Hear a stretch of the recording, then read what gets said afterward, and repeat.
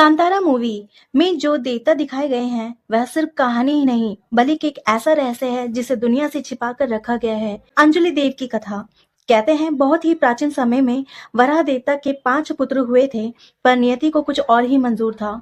उनमें से एक नवजात शिशु पीछे छूट गया, अकेला भूखा प्यासा और मौत के करीब पहुंच गया। तभी माता पार्वती वहां से गुजर रही थी। उन्होंने वहां उसे तड़पते हुए देखा। उनके अंदर मातृत्व की भावना जाग उठी। वह बच्चे को उठाकर अपने कैलाश ले गईं और उसे वहीं पर पालने लगी। सालों बीत गए, पर वह बालक बड़ा होकर एक भयानक वराह बन गया, जिनके दांत पहाड़ जैसे और शक्ति अग्नि जैसी थी। पर उसी शक्ति ने उसे पीड़ा भी दी। उसके शरीर में भयंकर खुजलाहट होती थी और उसी खुजली को मिटाने के लिए वो धरती की फसलें रौंदने लगा। फसलें नष्ट हो गईं, लोग भूख से तड़पने लगे और संसार रोने लगा। तब भगवान शिव जी ने यह सब देखा और तब निर्णय किया कि सृष्टि के पालन के लिए उन्हें वराह का वध करना होगा।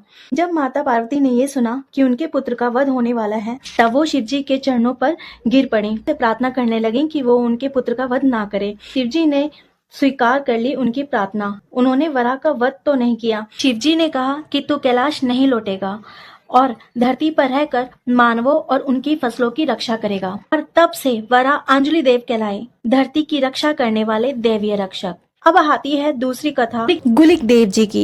एक बार भगवान शिव के गण एक यज्ञ कर रहे थे। उसी यज्ञ की राख से पत्थर निकला और शिव जी ने उसे आशीर्वाद देकर धरती पर फेंक दिया। उसी पत्थर से उत्पन्न हुआ गुलिक देव। उनका स्वभाव जन्म से ही अग्नि जैसा उग्र था। भगवान विष्णु ने उन्हें नीलू नामक स्त्री के गर्भ से जन्म लेने का श्राप दिया। जब गुलिक देव का जन्म हुआ तो धरती कांप उठी, क्योंकि वो बालक भूख से पागल था।